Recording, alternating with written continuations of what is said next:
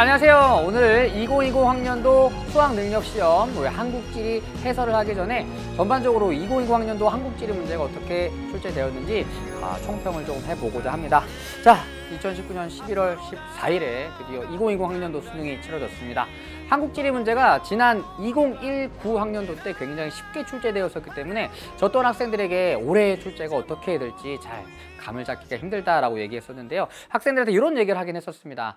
작년에 15번 문항을 빼놓고 나머지 문제들이 전반적으로 쉬웠기 때문에 1등급 컷이 50점이 나왔었습니다. 그래서 50점이 1등급 컷이 나온다고 하는 것은 사실 평가원에서 그렇게 달가운 소식은 아니거든요. 그래서 올해는 아마 1등급 컷을 50점으로 만들지 않기 위해서 조금 어려운 문항들이 출제되지 않을까, 그렇게 학생들에게 얘기했던 적이 있습니다. 그리고 뚜껑을 까 보았더니 11시 30분 기준으로 모든 사이트에서 1등급 컷이 50점이 나왔습니다. 그렇다면 문제가 그렇게 쉬웠느냐? 그랬던 건 아닌 것 같습니다. 제가 이번 20문항의 한국지리 문항을 풀어보면서 이런 생각을 했습니다. 역시군 이라는 생각을 했습니다. 자, 어떤 의미냐면요. 6월, 9월 모의평가를 풀어보고 또 수능 문항을 풀어보면요. 굉장히 고심을 많이 한 흔적들이 문제 속에 담겨 있습니다. 그리고 조금 조심스러운 표현이긴 하지만 시중에 출제되는 시중에 출간된 여러 문제집에 실려 있는 문항들, 그리고 학력평가 문항들, 그리고 수특수안, 우리 수능 연기교재라고 하는 수특수안에 아주 좋은 문제들이 실려 있습니다. 그러나 평가원에서 출제하는 6월, 9월, 그리고 수능 문제, 정말 굉장히 많은 고민을 하고 굉장히 많은 검토 끝에 아주 좋은 문항들이 출제되는구나. 특히나 6월, 9월도 좋은 문항들이 출제되지만 역시 수능만한 문항은 없는 것 같습니다. 진짜 이번 문항들 보면서 고민 많이 했겠구나. 진짜 많이 검토하면서 문제 수정 많이 하면서 이 문항들 출제했겠구나. 그리고 아주 좋은 문항들이구나 라는 생각들을 많이 했습니다. 역시 수능 문항이 진짜 좋은 문항들이 많이 수록되어 있습니다. 이번 수능 문항도 까다로운 선지들이 포함되어 있긴 했지만 전반적으로 고민을 많이 한 아주 좋은 문항들이 출제되었다고 생각을 하고요. 특히 좋다라고 얘기하는 것은 물론 암기할 만한 내용들도 많이 있습니다. 그런데 이 암기할 만한 내용들도 문항 구성 자체를 여러 가지 암기할 만한 내용들을 잘 구성해서 문제를 풀 수 있도록 출제하였고요. 또 그냥 알고 있는 내용들을 알고 있는 내용들을 이용해서 그대로 문제를 푸는 것들이 아니라 알고 있는 내용들을 조금은 한 번은 더 생각해서 사고하는 과정을 거쳐서 풀이할 수 있는 문항들을 많이 출제한 것 같다라는 생각이 들었습니다. 자, 그래서 전반적으로 역시 수능 문제가 좋긴 좋구나 라는 생각이 들었습니다. 자, 그럼 전체적으로 어떤 내용들이 조금 수능 문항들에 포함되어 있었느냐. 자, 어려웠습니다. 실제 수능 시험장에서 요 수능 문항을 접했던 친구들은 쉽지 않았을 것 같습니다. 어려운데 라는 생각이 들었을 것 같은데요. 문제를 풀어가면서 처음에 문제 접했을 때 어려웠겠지만 그래도 정답을 찾아가는 것 자체가 아주 험난한 과정은 아니었을 것이라고 생각을 합니다. 자, 그럼에도 불구하고 어렵게 느껴졌던 이유는 까다로운 선지들이 있었고요. 굉장히 매력적인 오답들이 포함되어 있었습니다. 이게 맞는 것 같은데 이거 맞나 아닌가 이런 좀 까다로운 문항들이, 까다로운 선지들이 포함되어 있었고요. 또 이번에 밑에 나와 있죠. 지도는 여전히 중요했다. 20문항 중에 도 말고 서울의 도시 내부 구조할 때 구 말고 여러 지역들의 위치와 관련된 지도 문항이 20문항 중에 무려 6문항이나 출제되었습니다. 지도는 여전히 중요했는데 그동안 잘 출제되지 않았던 생소한 지역들이 나왔기 때문에 꽤나 체감 난이도가 높았을 것 같습니다. 진주라던가 김천, 담양 이런 지역들은 사실 그동안 아주 많이 나왔던 지역들은 아니었거든요.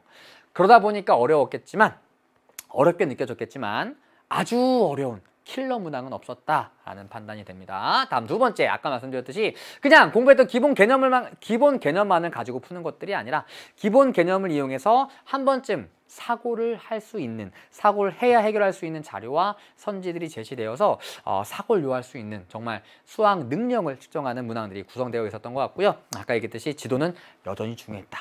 20문항 중에 무려 6문항이나 포함되어 있었다. 그래서 앞으로 공부해 나감에 있어서도 역시나 지도학습은 아주 중요하다. 절대 게을리해서는 안 되겠다라는 생각을 했습니다. 자, 그럼 이번 20문항 중에 어떤 문항들이 주목할 만했는지 주목할 만한 문항들 조금 살펴보려고 합니다. 첫 번째 6번 문항인데요. 이 문항은 솔직하게 말씀드리면 아주 좋은 문항은 아니라고 생각합니다. 왜냐하면 이 용인 제외하고 화성과 평택을 구분하기가 쉽지 않았었습니다.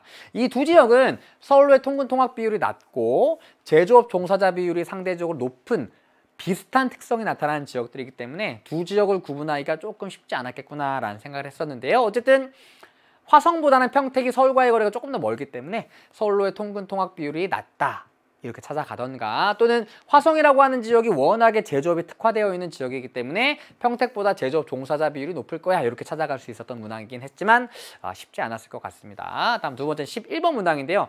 최근 들어서 굉장히 많이 나오고 있는 문항입니다.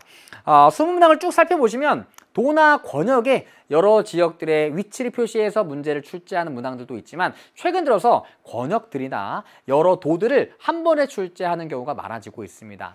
여러 도와 권역들을 같이 제시해 준 다음에 A부터 E까지 제시해 주고 그 지역들의 특성만을 물어보는 문항들도 물론 출제되지만, 최근 들어서 여러 지역들의 공통점, 그리고 공통점을 물어보는 선지들이 많이 구성되고 있거든요.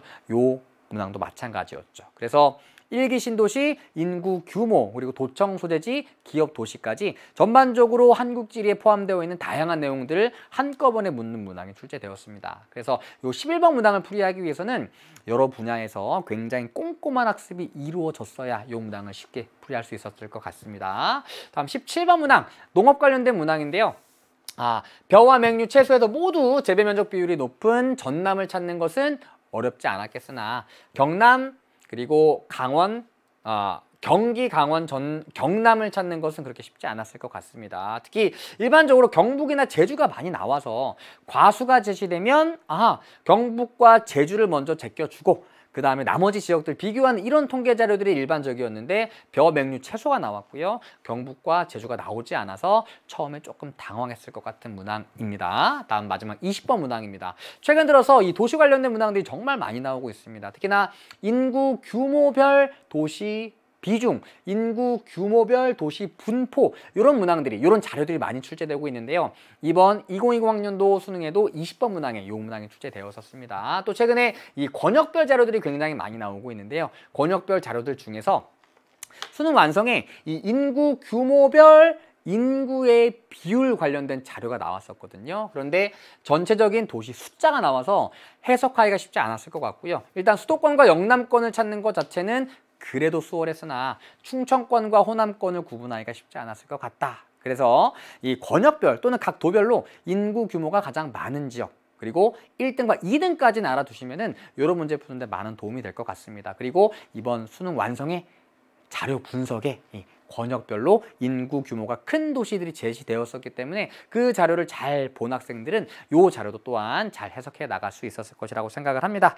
자, 이런 문항들 이외에도 조금 어려운 문항들이 포함이 되어 있었습니다. 그리고 처음에 말씀드렸듯이 까다로운 선지들이 조금 있었고 생소한 지역들이 나왔었기 때문에 실제 아주 쉬운 시험은 아니었을 것 같습니다만, 그래도 아주 어려운 킬러 문항이 출제되지는 않았었기 때문에 1등급 컷이 조금 높게 나오지 않았나 생각이 됩니다. 어쨌든 아주 좋은 문항들이 출제되었습니다. 처음에 말씀드렸듯이 개념을 바탕으로 사고를 해서 풀이하는 선지들, 자료들이 많았기 때문에 이런 문항들 앞으로 공부해 나간 학생들에게도 아주 좋은 자료가 될 것이라고 생각을 합니다. 자, 그럼 1번부터 20번 문항까지 어떠한 문항들이 출제되었고 어떻게 풀이하면 되는지, 최근 출제 경향은 어떠한지에 대해서 해설에서 보다 자세하게 설명해 드리도록 하겠습니다. 잠시 후에 해설에서 만나 뵙도록 할게요. 시험지 꼭 준비해 오시고요. 해설에서 만나요.